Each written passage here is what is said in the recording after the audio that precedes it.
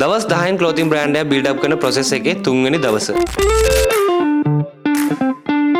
Online ක්ලොතින් brand එකක් build up කරන real journey එකේ 3 වෙනි දවස් එක තමයි ඔයාලා මේ එකතු වෙලා ඉන්නේ. ඉතින් ඔයාලා කලින් එපිසෝඩ්ස් බලලා නැත්නම් අනිවාර්යෙන් ඒ එපිසෝඩ්ස් ටික බලන්න. මොකද මෙතන ඉඳන් ඉස්සරහට මම කියලා දෙන දේවල් වලට කලින් වීඩියෝස් අනිවාර්යෙන් වැදගත් වෙන නිසා. ඉතින් මෙතන ඉඳන් ඉස්සරහට එන වීඩියෝස් උත් බලන්න ඔයා අනිවාර්යෙන් මාව ෆලෝ කරලා තියාගන්න. මේ වීඩියෝ එකේ මම කතා කරන්නේ කොහොමද හොඳ ප්ලේන් ටී-ෂර්ට් එකක් හොයාගන්නේ, කොහෙන්ද ගන්න පුළුවන්, එහෙම නැත්නම් මොනවද හොඳ මැටීරියල්ස් කියන දේවල් තමයි මම මේ වීඩියෝ එකේ කතා කරන්නේ. ප්ලේන් ටී-ෂර්ට්ස් කිව්වට පස්සේ එක එක ජාතියේ ප්ලේන් ටී-ෂර්ට්ස් දැනට මාකට් එකේ තියෙනවා. එක්සැම්පල් එකක් විදිහට ගත්තොත් Wrangler ටී-ෂර්ට්ස් තියෙනවා, popcorn t-shirts තියෙනවා, regular t-shirts තියෙනවා, oversize t-shirts තියෙනවා. මේ වගේ ගොඩාක් varieties තියෙනවා. ඉතින් මේ varieties වලත් ඇතුලේ වෙන වෙනම තව varieties තියෙනවා. example එකක් විතර ගත්තොත් 190, 160 GSM, 190 GSM, 220, 260, 280 මෙන්න මේ වගේ GSM සෑහෙන ප්‍රමාණයකුත් තියෙනවා. මොකද්ද මේ GSM එක කියන්නේ? GSM එක කියන්නේ සරලවම කිව්වොත් grams per square meter කියන එක. ඉතින් GSM එකක් වැඩි වෙන්න ඒ ඇඳුමේ තියෙන weight එක සහ density එක වැඩි වෙනවා වගේම GSM එකක් අඩු වෙන්න ඒ ඇඳුමේ තියෙන weight එක සහ density එක අඩු වෙනවා. ඒ කියන්නේ quality එක සාමාන්‍යයෙන් example එකක් විතර ගත්තොත් 220 GSM එකක තියෙන quality එක නෙවෙයි 190 GSM එකේ තියෙන. 190 GSM එකේ weight එක හුඟක් අඩුයි 220 එකට වඩා. ඉතින් GSM එක විතරකුත් මල්ල මදි. ඔයා හිතන්නකෝ ඔයා oversize t-shirt එකක 220 GSM එකක් ගන්නවා කියලා. ඉතින් 220 GSM එක විතරක්ම බලලා මදි. ඔයා බලන්න ඕනේ මේ t-shirt එකේ material එක මොකද්ද කියලා. ඉතින් දැනට market එකේ materials වර්ගත් ගොඩාක් තියෙනවා. cotton කියයි, polyester කියයි, nylon කියයි, linen, wool මෙන්න මේ වගේ ගොඩාක් varieties ඔයාට මේ market එකේ බලා ගන්න පුළුවන්. ඉතින් ඔයා මොකක් හරි බ්‍රෑන්ඩ් එකක් කරනවා නම්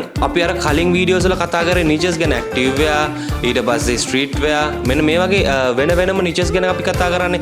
ඒ වෙන වෙනම niches වලටත් ගැලපෙන වෙන වෙනම materials උත් ඔයා use කරන්න දැනගන්න ඕනේ. උදාහරණයක් විදිහට ඔයා හිතන්නකෝ ඔයා active wear බ්‍රෑන්ඩ් එකක් කරනවා කියලා. ඉතින් active wear බ්‍රෑන්ඩ් එකක් cotton වලින් කරලා හරියන්නේ නැහැ. ඒකට ගැලපෙන material එක ඔයා තෝරගන්න ඕනේ. example එකක් විදිහට අපි කියමු ඔයා active wear බ්‍රෑන්ඩ් එකක් කරනවා නම් ඔයා polyester spandex mix එකක් වගේ use කරන්න ඕන. මොකද එක materials වලට තියෙන්නේ වෙන වෙනම abilities. ඔයා street wear brand එකක් කියලා හිතන්නකෝ. ඔයාට අනිවාර්යෙන් use කරන්න පුළුවන් cotton කියන material එක. ඔයාට polyester use කරන්නත් පුළුවන්. නැත්නම් cotton polyester mix එකක් වුණත් මේ street wear brand එකකදී use කරන්න පුළුවන්. හරි. අපි බලමු මොනවද මේ mix materials කියන්නේ කියලා. ඔයා දැකලා තියෙනවා සමහර t-shirts වල යට back label එකේ ගහලා තියෙනවා 70% cotton 30% polyester කියලා.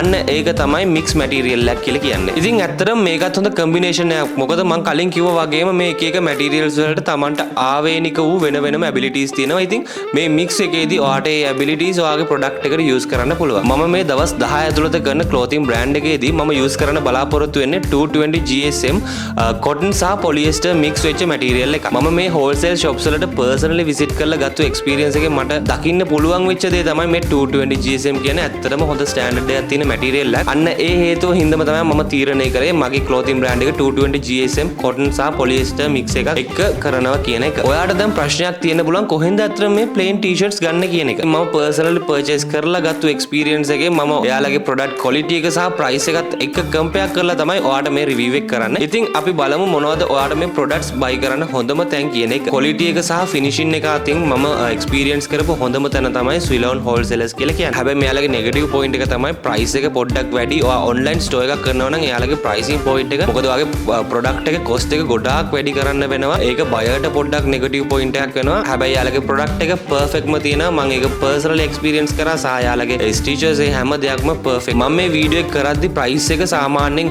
සිලෝන් හෝල්සේලර්ස් ලගේ 220 GSM රුපියල් 875ක් වගේ ගාණක් වුණා. black and white කියන කලර්ස් දෙක.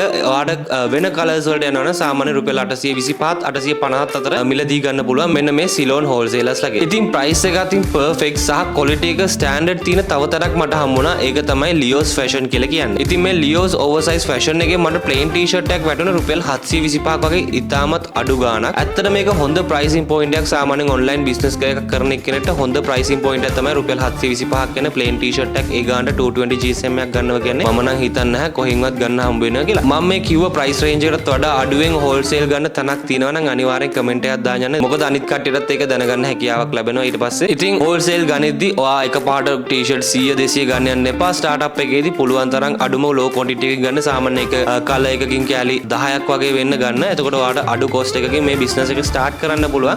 ඔයාට orders එද්දි ඒ quantity එක ටිකෙන් ටික වැඩි කරලා ඔයාට හොඳ connection එකක් පවත්වාගෙන යන්න පුළුවන් මේ wholesalers-ලත් එක්ක. හරි. අපි එහෙනම් ඊළඟ වීඩියෝ එකෙන් හම්බෙමු. ඊළඟ වීඩියෝ එකෙන් කතා කරන්නේ මොනවද අපිට මේ t-shirt business එකට ඕන equipments කියලා.